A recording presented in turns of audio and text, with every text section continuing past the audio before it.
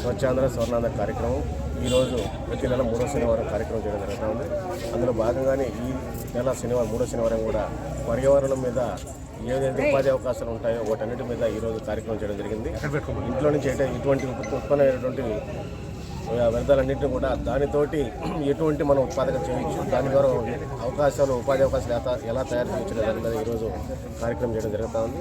ఇటువంటి ప్రజలకు అవగాహన కల్పించి చైతన్యం కల్పించడం వల్ల రాష్ట్ర పురోగతి కానీ రాష్ట్రంలోని నిరుద్యోగుల ఉపాధి అవకాశాలు కానీ అన్ని రకాలుగా పురోగతి జరుగుతుందనేసి నమ్ముతూ ఈరోజు రాష్ట్ర ముఖ్యమంత్రి గారి సారథ్యంలో మంత్రివర్యులు నారాయణ గారి ఆయన యొక్క సూచనల సలహాలతోటి రాష్ట్రం ఈరోజు అభివృద్ధి చెందుతున్న ఆశీర్వాదం వ్యక్తం చేస్తాం.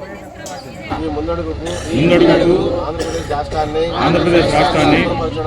సహాయం చేస్తుందని నమ్ముతూ ఈ రోజు నుండి నాతోటి వారికి కూడా పరిసరాలు మరియు నివాసాల ద్వారా ఉత్పన్నమయ్యే వ్యర్థాలను వనరులుగా ఉపయోగిస్తూ స్వయం ఉపాధి మరియు వాణిజ్య అవకాశాలకు అంశాలపై అవగాహన కల్పించే దిశగా ప్రయత్నిస్తారని మన ఆంధ్రప్రదేశ్